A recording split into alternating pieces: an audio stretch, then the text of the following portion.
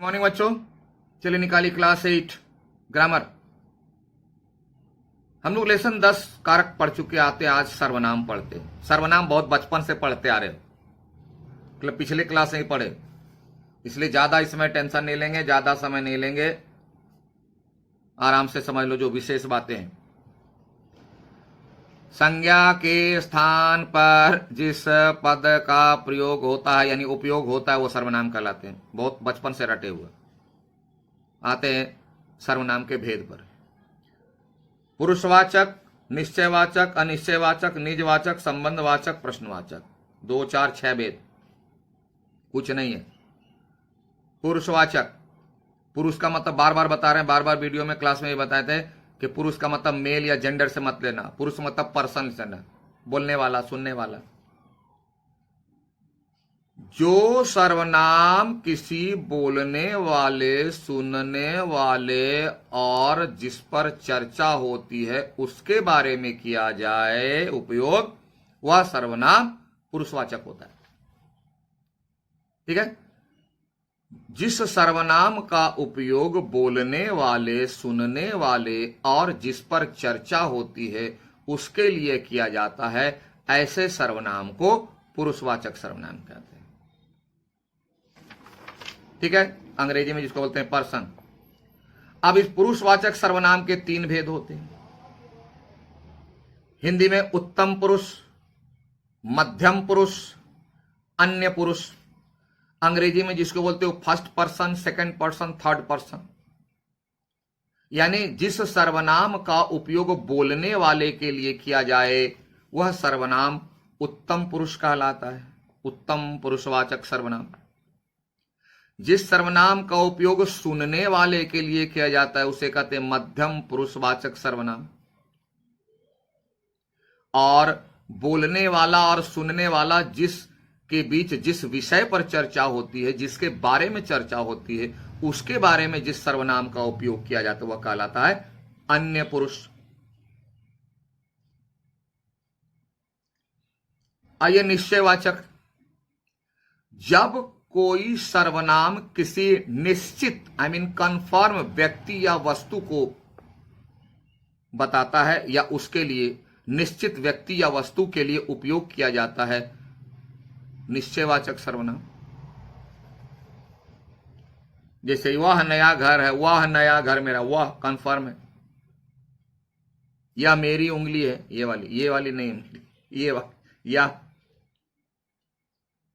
फिर अनिश्चयवाचक, जब किसी सर्वनाम का उपयोग किसी अनिश्चित यानी कंफर्म नहीं है ऐसे व्यक्ति या वस्तु के बारे में किया जाता है तो अनिश्चयवाचक सर्वनाम होता है। यानी जिस सर्वनाम से किसी निश्चित व्यक्ति या वस्तु का पता नहीं चलता है उसे अनिश्चयवाचक सर्वनाम कहते हैं। किसी एक को बुलाओ, किसको बोला? किसी को बुला लो, कंफर्म नहीं बोले कि जो मिले बुला लो। किसी ने कहा था, किसने कहा था मालूम नहीं है, कंफर्म नहीं है, अनिश्चय। निजवाचक, थोड़ा ध्यान देना इसमें। निजवाचक यानी जब कोई सर्वनाम अपने लिए हो, अपने लिए मतलब जो बोल रहा है उसी के लिए हो, अपने लिए ही हो, यानी कर्ता के लिए ही उपयोग हो रहा है, तो ऐसे सर्वनाम को निजवाचक कहते हैं। आप कह सकते हो असिस्टेंट, असिस्टेंट सर्वनाम, सहायक सर्वनाम। सर्वनाम का काम क्या है? संज्ञा के बदले आना। संज्ञा को बोलता तुम घर में रहो, वहां रहो, मैं जा रहा हूं तुम्हारे बदले, तुमको आने की जरूरत नहीं। लेकिन निजवाचक सर्वनाम में क्या होता है? या तो संज्ञा रहती है, उसी के लिए आया दूसरी बार दूसरा, या संज्ञा के बदले सर्वनाम आया और इस सर्वनाम के बदले के लिए फिर दूसरा आया। यानी संज्ञा है और उसका असिस्टेंट भी है, रिप्लेस नहीं हुआ है, संज्ञा रिप्लेस नहीं हुई है, संज्ञा भी है और इसी के लिए सर्वनाम आया। इसी के लिए सर्वनाम आया निजवाचक जो आया। संज्ञा नहीं आई, सर्वनाम आया और इसी के लिए फिर दूसरा सर्वनाम आया, तो ये दूसरा वाला जो है वही निजवाचक होगा।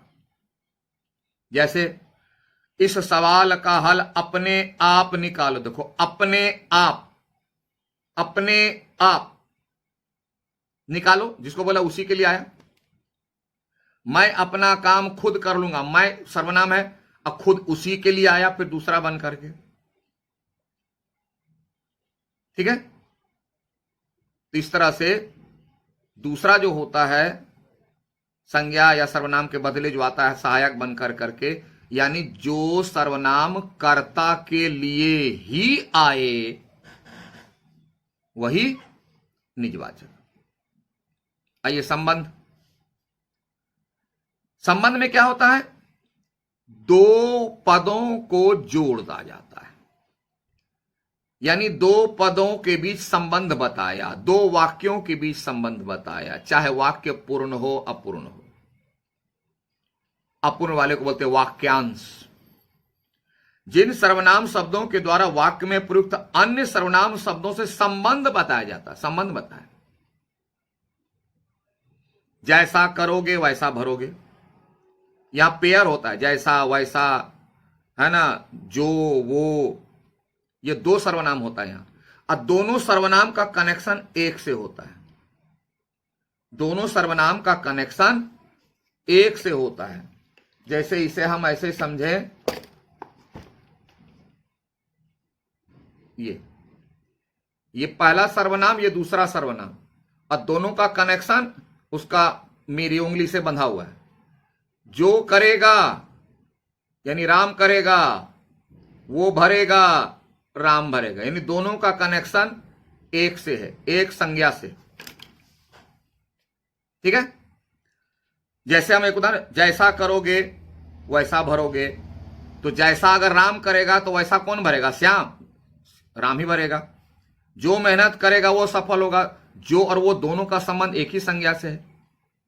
जो करेगा यानी राम करेगा तो राम सफल होगा, श्याम करेगा तो श्याम सफल होगा, दोनों का कनेक्शन एक संज्ञा से होती है। और इसी तरह इसीलिए दोनों के बीच संबंध हो जाता है। संबंधवाचक। प्रश्नवाचक, जिस सर्वनाम का उपयोग प्रश्न करने के लिए, क्वेश्चन बनाने के लिए किया जाए वह प्रश्नवाचक सर्वनाम। जैसे आप क्या पढ़ रहे हैं, तो क्या का आंसर कोई तो संज्ञा होगी, किताब, मैगजीन, लेटर, कुछ तो होगा संज्ञा में, तो उसके बदले आया क्या, लेकिन क्या से क्वेश्चन बना, प्रश्न बना, इसलिए यह हो जाएगा प्रश्नवाचक सर्वनाम। दरवाजे पर कौन खड़ा है? कौन क्वेश्चन बनाने के लिए, कौन के पीछे कोई तो होगा, राम होगा, श्याम होगा, मोहन होगा, कोई होगा, उसके बदले आया इसलिए सर्वनाम है। इस सर्वनाम से क्वेश्चन बना इसलिए प्रश्नवाचक सर्वनाम। ठीक है, अब ये तो आपको याद करना है कि पुरुषवाचक सर्वनाम जो है किस में आया, कारक में, कर्ता मैं, मैंने, एक वचन में क्या होगा, बहुवचन में क्या होगा।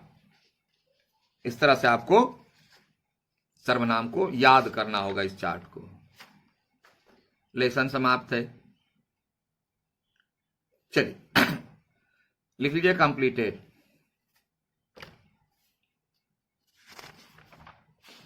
और होमवर्क में 1 to 6, 1 2 3 4 5 6 क्वेश्चन लिख करके बार बार करें, क्वेश्चन लिख के करना, बिना क्वेश्चन का नहीं चेक करें। जो विद इन ब्रैकेट या सर्किल में जो लिखा वो अभी लिख देना, ताकि हमें समझने में परेशानी ना हो। खाली परीक्षा की तरह क्वेश्चन और नंबर लिख दोगे तो बुक लेकर नहीं बैठते, दिमाग में याद रहता है, उसी से आपकी कॉपी चेक करते हैं। तो क्वेश्चन लिख देना, ब्रैकेट में जो वो भी लिखना। ठीक है,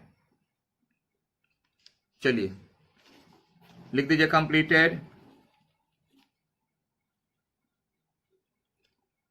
okay, thank you, have a nice day.